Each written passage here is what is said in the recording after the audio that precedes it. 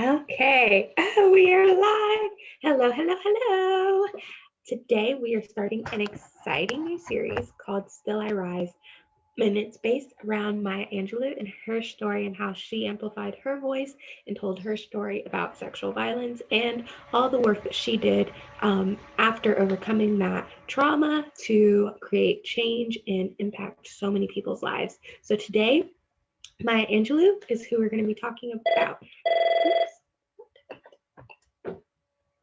So today, with this series, what we really want to do is just take survivors who have shared their story in popular media. So like Maya Angelou is an example, and she's our topic for this week. And just sharing their story, they've used their story for art or to spread awareness, and then they in turn, go on and do such great things and impact so many people's lives. So today, let's get started. Our presentation's pretty short, and then we're going to watch a really great video because I really just want to show and amplify her voice.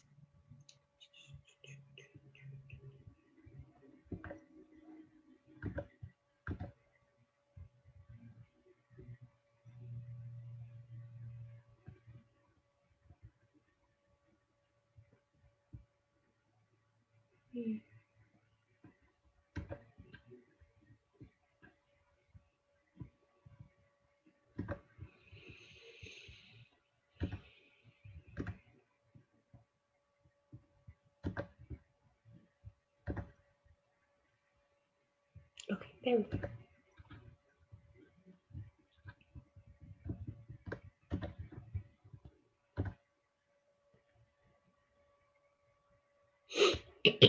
Okay, so this is our program. It takes unity. It's a bystander's guide on being empowered and educated, because once we're educated about the problem, we can be the change to fix it and support survivors along the way. Here at the Turning Point, we have a 24-hour crisis hotline, which is 1-800-886-7273. And at that number, you can call anytime with any questions revolving around sexual violence and how to get involved with counseling, and also scheduling a SANE exam, which is a sexual assault nurse examination. Next, we offer counseling, which is where we go, So next we offer counseling, which is our 100% free counseling for survivors and their friends and family members. Next is advocacy, where we go into a hospital and support survivors during their SANE exam. Support survivors during their SANE exam. And then lastly is this education, where we go into the schools and different online platforms and spread awareness about sexual violence.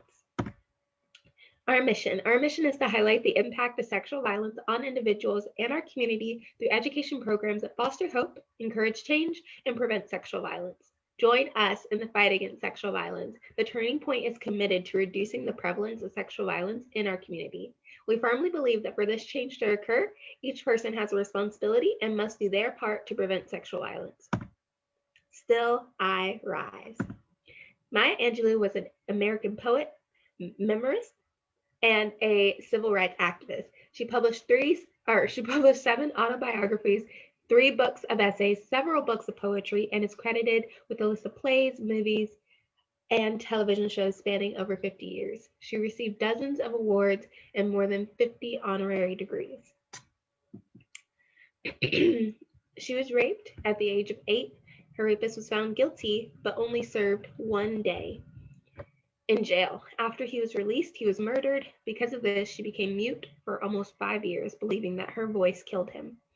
I killed that man because I told his name, and then I thought I would never speak again because my voice would kill anyone. Her name was Marguerite Annie Johnson. Later in life, she would change her name to Maya Angelou. When she did speak, she had a lot to say, and Maya Angelou became a voice for women in the Black community, garnering respect and admiration for her honesty. She would say there's no agony like bearing an untold story inside of you. So today we are going to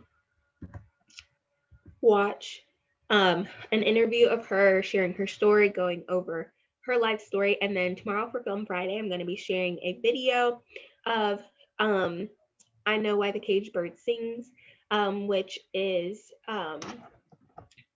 her story of sexual violence and everything that happened around that. So let's go ahead and get started.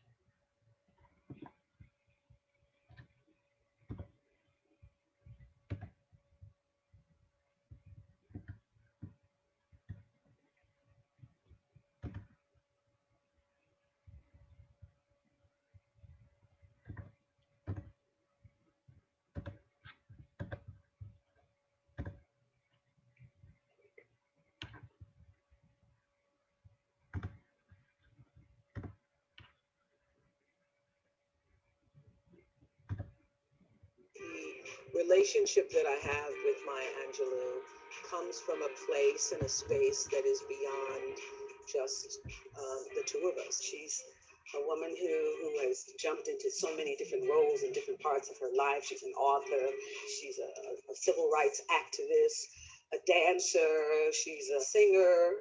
Dr. Maya Angelou is beyond the words pioneer. Maya Angelou's greatest accomplishment is really the fact that she has liberated herself enough to be able to tell the truth. It feels to me like she is a gift to me, provided by a divine source, God. There's nothing I don't love about my life. It's a struggle, but that's life. That's why they call it life.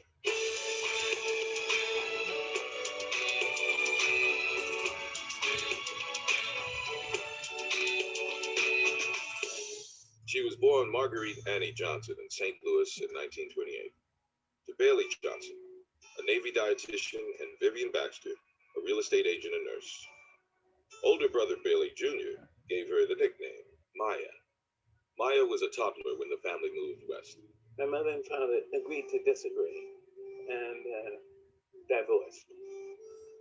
And they sent me and my brother alone by train from Los Angeles, California to Stamps, Arkansas. You know, you take two little children, you put them on a train and send them down south. I guess they did that back then. But oftentimes the children would feel abandoned. It was only the kindness of the Pullman car porters and the dining car waiters who took us off trains and put us on other trains that we really arrived in Stamps, Arkansas. With one-way tickets pinned to 4-year-old Bailey's coat, Maya, then 3, and her brother were met by their grandmother, Annie Henderson, who raised them for 4 years. My grandmother and my Uncle Willie owned a store. It was the only black-owned store in the town. Largely absent, their father reappeared briefly before Maya and Bailey were uprooted yet again and returned to their mother in Missouri.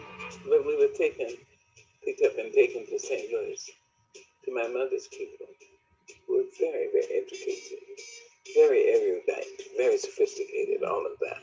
But here, Maya suffered a terrifying ordeal that would change her young life. I was molested.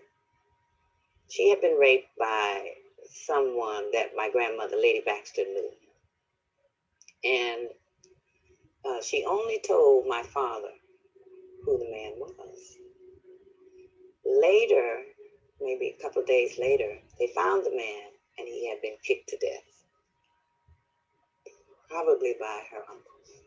My 7-year-old logic told me that my voice had killed him. So I stopped speaking.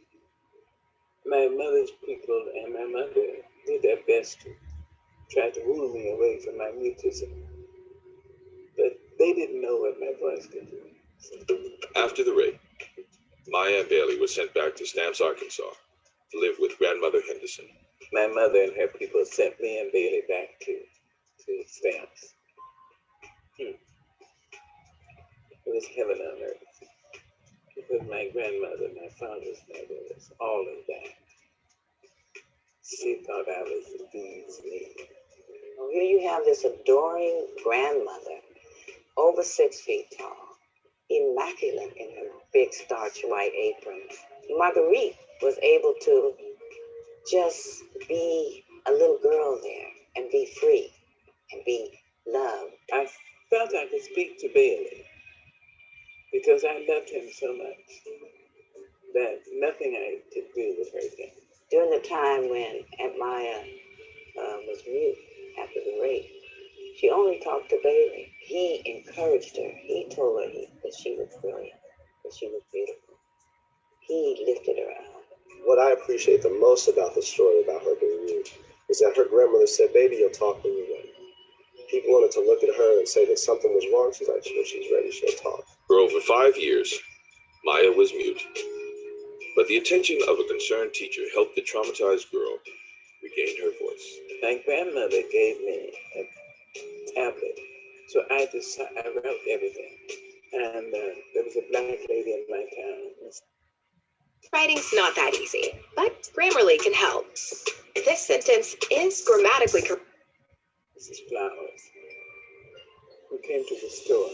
She told my grandmother she'd like to take me to the school, the black school. She said, "I want you to read every book in this book." I tell you, it seemed like thousands of books to me. I found poetry. So I memorized things. Paul Lansing, James Weldon Johnson. I had Edgar Allan Poe. I liked Poe so much. I told him to read. I memorized 30 more than that sonnets of Shakespeare. And Miss Flowers, she would read poetry too. And Marguerite would tell her, that she loved poetry. She'd write it on her note. I love poetry. She said, "You do not like poetry." I wrote, "Yes, ma'am." She wouldn't even look at my tablet. And the teacher would tell her, "No, you don't love poetry. You can only love poetry if you can say it and hear it." Until you feel it come across your tongue, over your lips, out into air, you pushed it out. I tell you, I wept. I thought she was taking my best friend away. I think it was Mrs. Flowers who always had said to her, "One day I know you're going to speak." And it was because of poetry that she finally was able to regain her voice. In poetry, Maya discovered the beauty and power of words, but real life more often showed her pain and ugliness. Bailey had seen a man not lynched, but he had seen him after he was lynched. I was 13, he was 15. In the South at that time, a black boy in particular, probably a black man too, but a black boy had to get off the street and walk down and they thought it was a white man, a white person was doing this. And Bailey refused. And my grandmother heard about it, and she said, "They'll lynch him. I can't save him." As she tells the story of Bailey and the story of the family making a choice to protect the son, to protect the black man by removing him from the South, it is in part a story about how African peoples in America, black people in this country, are here, we're of the land, we've worked the land, we've bled and sweat into the land, and yet somehow, in order to be fully human, have to leave the very land that we've cultivated. Next, Maya breaks down a racial barrier in San Francisco. There were no black streetcar conductors, no black female streetcar conductors, and Maya set out to become the first.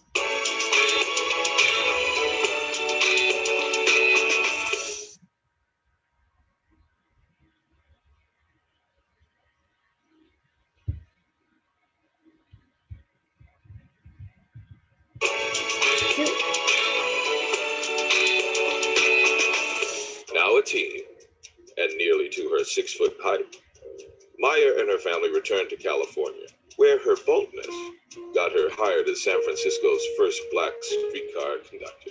I took a job once as a streetcar conductor in San Francisco. I was 16. There weren't that many jobs that African American women could get young at that time, but there were a few. There were no black streetcar conductors, no black female streetcar conductors, and Maya set out to become the first. I could see her as a young woman, daring to applied for a job as a streetcar conductor, daring to do it. So I had seen women on the streetcars, and I liked that they had uniforms and a little money changer, you know, and they had caps with a bib on it. And I thought that looked kind of cute in that. So I said I wanted a job on the streetcars. And then I said, well, go and apply. I went down to the place, they wouldn't even give me an application. Finally, after about 3 weeks, a man came out of the office. He asked me what experience that I had. I lied like a drunkard fool. I said, I have been the chauffeurette of Mrs. Annie Henderson in Sam's, Arkansas. She was 6 feet tall, very, very well built, beautiful chocolate skin, and she walked with such grace and pride. Can you imagine somebody Maya's height running the streetcar? Huh? Can you? I couldn't believe it myself. But I knew it was so. When I first heard that, I would see the cable cars going by, and I would just be like, there's no way that this could happen. But I guess it really is a test to, you never know who is really driving your bus, driving your cab, or driving anything. At 16, Maya became pregnant after a brief romance with another teen. She was a mother so young, and I know that she was mothered so well, so she knew how to take care of her son, and she took Guy with her everywhere. After graduating from high school, Maya went from struggling teen mom to fulfilled artist after supporting herself and baby Guy, mainly as a cook and a waitress. In the early 50s, Maya married Greek sailor Maya Angelou. Though the marriage was short, Maya began pursuing her dream to dance. After her divorce, she took the name Angelou. I studied dance from the time I was 14 and got a scholarship to study at the California Labor School. I studied modern ballet, and I got a scholarship to study with Miss Pearl Primus in New York. And I went to New York and studied carrying my son on the pile.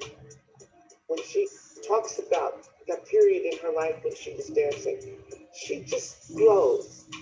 She lights up because that was the engine, if you will, that really propelled her forward into everything else that she's done. Dance and writing were the only things I ever really loved to do. Her first dance partner was Alvin Ailey.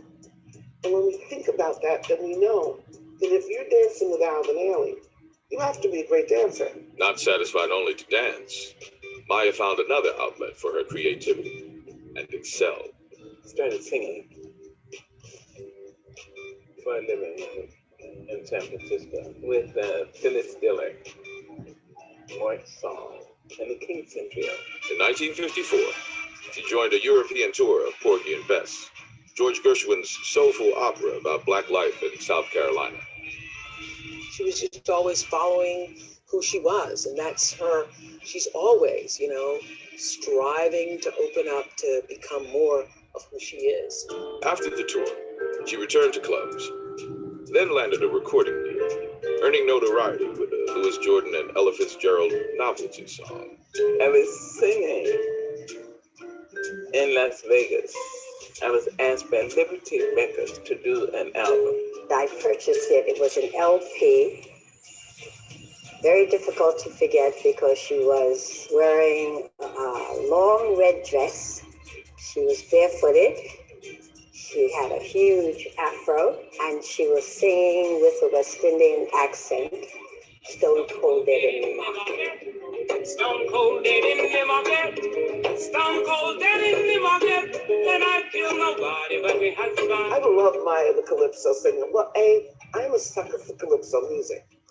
And I love it that she was the Calypso queen of the West Coast. The Calypso period was interesting. I was about 10. We were living in Los Angeles for a significant element of that. At that time, it was considered exotic. Her passion started, the dancing and the singing. And to see her today, what I want to know is, did she see that then Did she see where she could go, or where she was at absolute goal, or she was just an artist trying to feed her child and get some type of level of respect and maybe a modicum of success? Next, how Maya made her mark back east in New York. I said to myself, this is a woman to be reckoned with, and I'm staying away from her.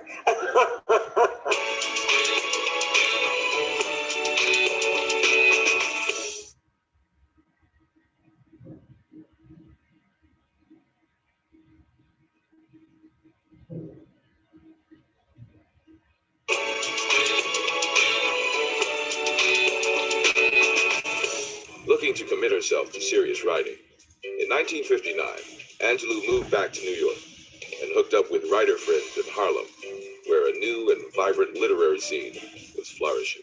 Harlem has never been an exclusively Black space, but it has been a uniquely Black space, one that has had kind of an incubator for Black cultural and artistic capacity. The authors who founded the Guild, which was Rosa Guy, Dr. John Henry Clark, John Oliver Films, and Walter Christmas, they needed a hiding place where they could meet and hone their craft and learn from each other. She says that they would meet in someone's apartment and just be up all night, writing, exchanging ideas. When Maya Angelou engages in New York, in the Harlem Writers Guild, particularly with men like Killens, who are very interested in writing things that are often grotesque and difficult. John, Maya says, really encouraged her to pursue writing. Come to New York and join the Writers Guild.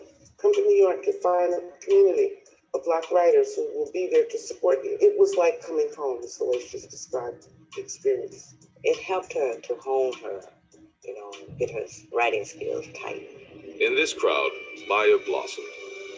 She wrote, she sang at the Apollo Theater, and acted on stage in Jean Genet's The Blacks. The first day of rehearsal, she walked in with her very close friend, Abby Lincoln, and she towered over everyone and exuded a power that I had not recognized in anyone other than my mother. It was in her height, it was in her carriage, it was in her voice. And I said to myself, this is a woman to be reckoned with, and I'm staying away from her. She also became more politically engaged and worked for Dr. Martin Luther King Jr. in New York. When I was 14, my mother took the position of head of the Southern Christian Leadership Conference for Dr. Martin Luther King in New York. Maya Angelou is not a marginal person. She does not hang out on the sides or the corners of the room or in the shadows, right? She's at the center of it.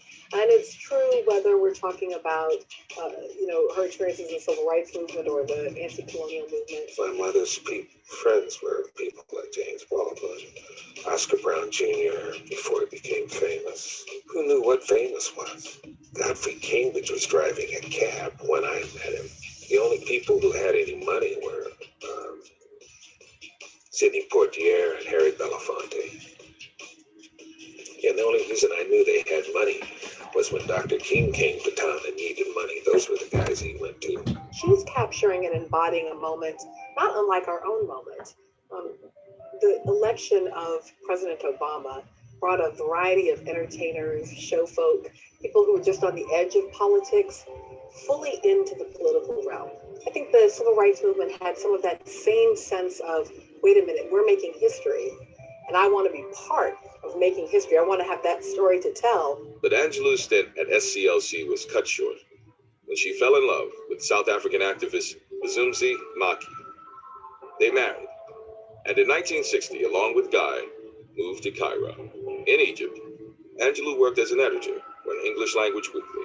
When the brief marriage ended, in 1961, Maya and Guy relocated to the West African nation of Ghana, where she worked as an editor and journalist and traveled in a lively circle of expats. You can read work from many African Americans who, during the 50s and 60s, became engaged in the anti-colonial movement.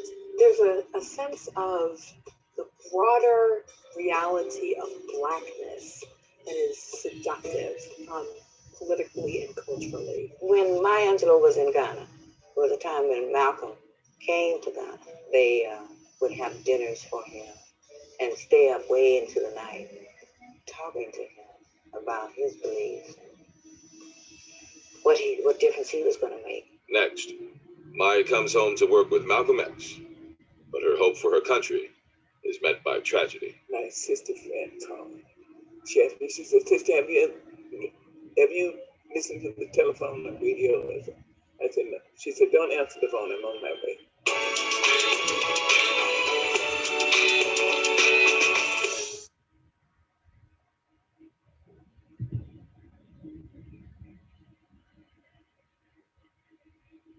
Years in Africa, Angelou returned to the U.S. to find a very different country than she had left. The battle for civil rights had grown heated and soon turned bloody.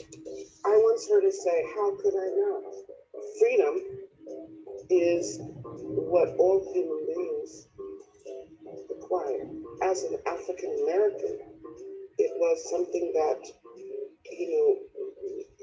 we have been struggling for 250 years.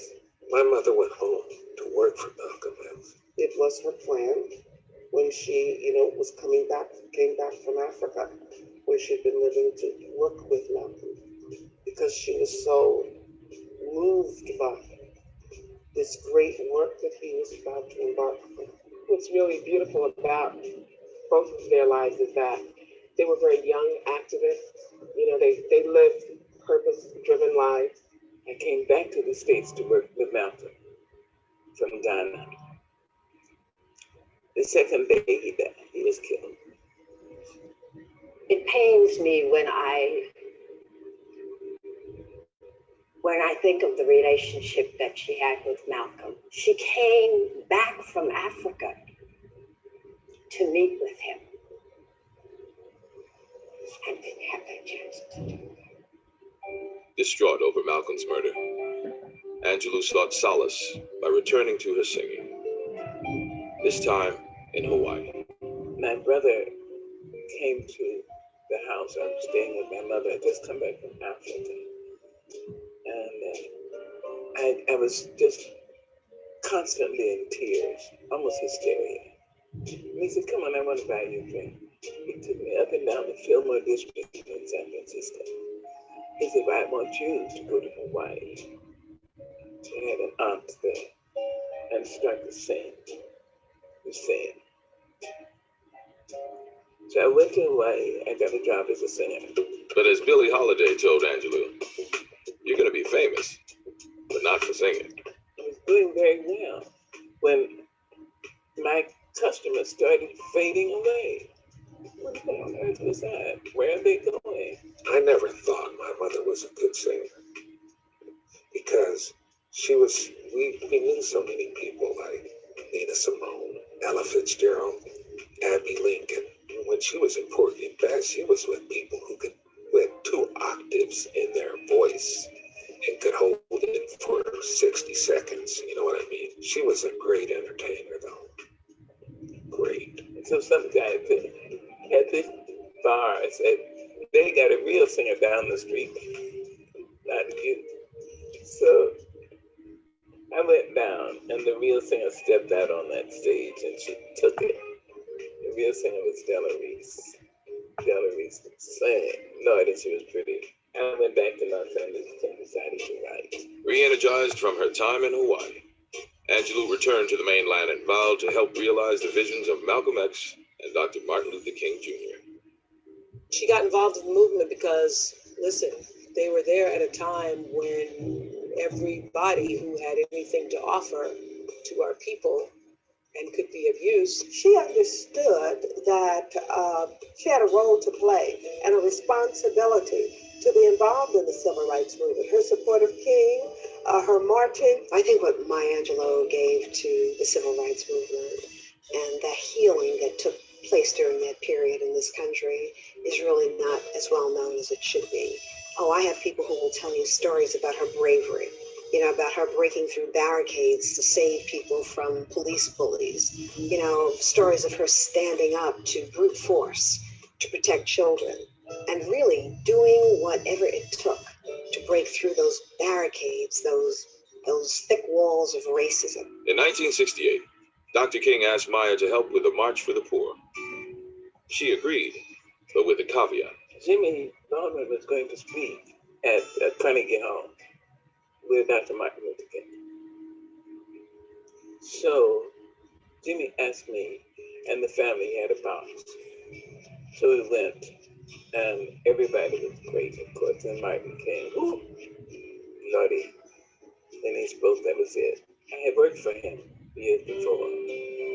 And Dr. King said, Maya, I tell you, I would like you to come back with me for 1 month, just 1 month.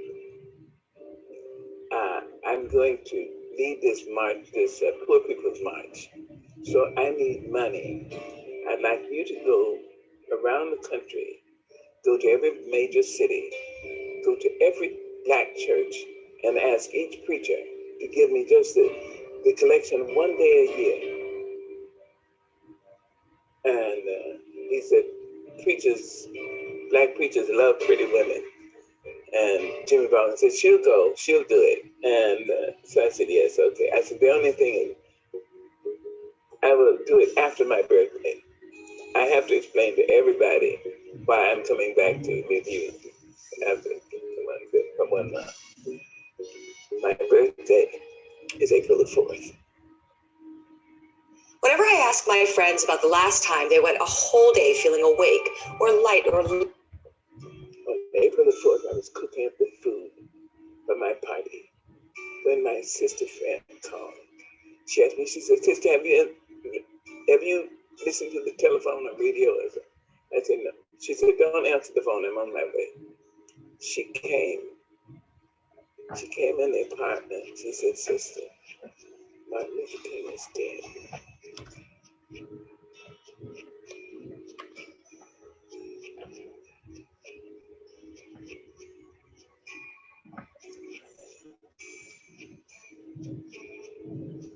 I tell you, yes. All together, took all my stuff. All my stuff. I had no more there. Once again, there she is on the cusp of, you know, packing her bags and, you know, getting ready to hit the road to work for Martin, and he too is assassinated. Because Martin was killed on that Maya's birthday. For many years, she didn't even celebrate her birthday. She often sighs deeply. Such pain, such loss. And she always talks about, you know, we will never know, you know, the potential of what might have happened. These people's death shattered our hopes. And hers as well. With now both Malcolm and Martin dead, Angelou and their widows formed a powerful and lasting friendship. Over the years, she and Coretta King developed a very close sisterhood. Miss Coretta was her sister friend. That was her brother friend. And the fact that a life could be taken on her birthday, you know, it's just, it does hurt her. Maya Angelou and Coretta King and Betty Shabazz were all very good friends. That was one powerful sisterhood. Betty Shabazz, Coretta Scott King, and Maya Angelou. Listen, I've actually been in the room with all of those women at the same time and felt like I was 7 years old. I think I was 40 something at the time, but I felt like I was 7. And that's really quite an extraordinary experience to be surrounded by that much feminine, you know, African American female power. Woo, it's a lot. It was also after Dr. King's death that Angelou revisited the most harrowing days of her childhood. After a book editor, introduced by James Baldwin, dared her to write her autobiography. In 1969, she met the challenge, delving into her past, and in doing so, rewriting Black women's place in American literature. I called her and wrote her to try to get her to write something. She was very reluctant to do that. He called me about 3 times. I finally sort of shamed her. I said, no, Maya, I think writing autobiography is the hardest thing in the world, because autobiography as literature is almost never achieved. I know he had spoken to James Baldwin because Jamie told him, if you really want it done, tell her she can't do it. And she said, wait a minute. She said, I'll do it. And she started writing I Know Why the Cage Bird Sings. I was so literally fascinated by that story because I thought, first of all, I'd never read a book about a woman who was a Black woman whose story was so similar to my own. You know, one of the first, on the first page of the book, it starts with, what you're looking at me for didn't come to say, only came to say, Happy Easter Day. And I grew up in the church doing Easter pieces. I am familiar with those lines. I Know Why the Cage Bird Sings is a book that is raw and tells it like it is. I Know Why the Cage Bird Sings was not only liberating for Maya Angelou, as I'm sure it was, but it liberated Black women too. Because up until that book was written, few, if any, Black women had ever written about sexual violation. They gave us voice and wisdom and truth and opened the way for us to really look at our own lives and reflect on our own pain and our own growth in history. Everybody could identify with her life and the mistakes you make and how you must have the courage to bounce back. And I think that's what that book did for a lot of people. It was a foundation for courage. The book went on to sell more than 4 million copies, was translated into 18 languages, sold in 19 countries, and in 1979 was adapted to a made-for-television movie. Over the next 3 decades, Angelou wrote more than 30 best-selling books, earned 3 Grammy Awards, earned a Tony nomination, directed a feature film, and earned numerous honorary degrees.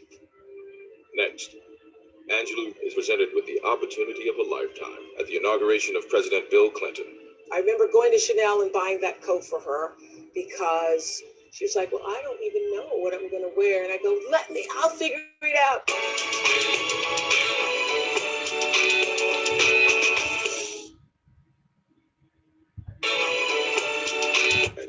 The reach of my arms, the span of my hips, the stride of my step, the curl of my lips, because I'm a woman, phenomenal woman. So now you understand why my head's not bowed, why I don't even shout or even have to talk real loud. But when you see me coming, it ought to make you proud. I say it's the bend of my hair, the palm of my hand, the need for my care, because I'm a woman, phenomenal woman. That's me. I probably have done that poem, I would say, more than Maya Angelou. Maya, as a poet, has, just blossomed and grown and created these poems that speak to our experience. And when I say our experiences, to the African American experience, but to our experience, the female experience, to our experience, the human experience. It is her voice to which America so often turns to give our public milestones personal resonance. In 1993, the world watched as she read an original composition at the inauguration of President Bill Clinton, making her the first poet since Robert Frost to take part in that ceremony. When President Clinton asked her to do the poem, I was here. I was here visiting her, and she was living in this house. And she got very still, and very quiet. So I think she went to that place inside of herself that she tells me about, that there is a place inside of us that no one can touch. I'll never forget that morning during the Clinton inauguration when Maya Angelou stepped to the microphone, to the podium, and recited On the Pulse of Morning, one of the most exquisite pieces of prose ever. I remember going to Chanel and buying that coat for her because she was like, well, I don't even know what I'm going to wear. And I go, let me, I'll figure it out. And I bought that coat because I just wanted her to have some piece of me, some part of me to be, with her. Here, On the pulse of this fine day, you may have the courage to look up and out and upon me, the rock, the river, the tree, your country, no less to Midas than the mendicant, no less to you now than the mastodon then. Here, on the pulse of this new day, you may have the grace to look up and out and into your sister's eyes and into your brother's face, your country, and say simply, very simply, with hope, good morning. It said something about Bill Clinton to me, and I think to a lot of people, that he would invite Maya Angelou to take such an important, play such an important role as his inauguration.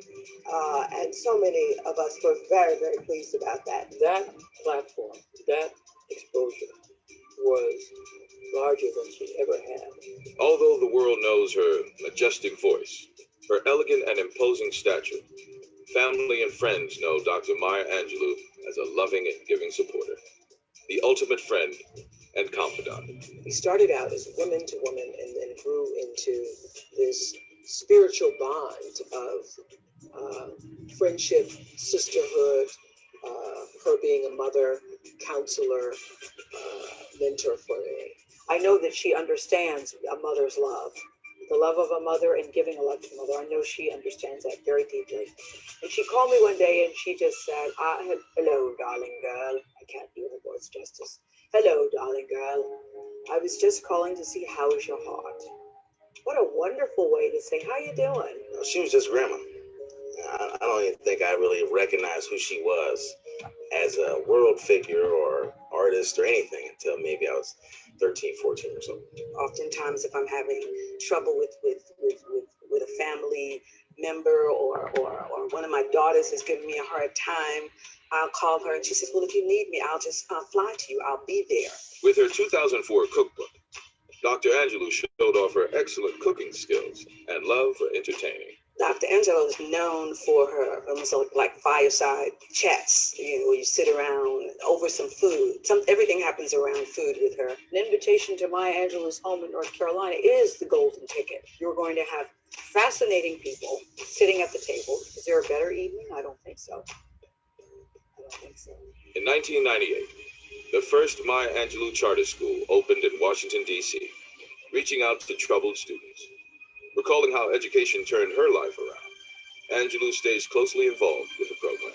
She's available to not only well-known people like Oprah Winfrey who loves her beyond, she's available to the community, to people who we don't know, to people who aren't in the lights, whose names aren't in lights, who aren't, famous, but who have a worthy cause. At 81, Dr. Angelou shows no signs of slowing. She recently penned a book, Letter to My Daughter, compiling wisdom for the girl child she never had. I was one of the people she dedicated it to, and I didn't even know I was in it. It might not be what you need right this moment, but there's going to be a period in your life. There's going to be something that's going to happen where you're going to reach for that book, and the answer that you need is going to be right there. Still growing and curious, Dr. Angelou is currently enrolled in divinity school. It's just so that I can be better, more giving, more wise. I think that's a great lesson for us all. For people who think I am all that, I am really good, I'm all set, I'm straight, that here she is still trying to be better, do better herself. Conquering abuse as a little girl in St. Louis and muteness as a young girl in Stamps, Arkansas, Maya Angelou became a dancer, singer, actor, activist, poet, author, teacher, student, friend, mother, grandmother, a survivor. With her life and words, she has inspired generations. Maya Angelou has given us, and what her legacy, will be is that it's possible. Whatever it is possible. And because of Maya Angelou, we were able, and we as Black women have been able to be accepting of ourselves. I think she had a lot to do with that. Your legacy will be achieved. Live fully, even though you make mistakes, that it's good. You learn from your mistakes and you keep moving. And I think that you never, ever give up. You will still see her in the book signing, hold hands and hug for over an hour, when she should be home. But the fact that she is willing to put aside how she feels and what she's going through for others is that is Dr. Maya Angelou. The real legacy is how she moved people to a higher knowing of themselves. You just don't know all the lives that she has touched. And so the legacy is every life that was moved by her words, every life that was moved by her being here. So you can't write what that legacy is. We don't know what that legacy is.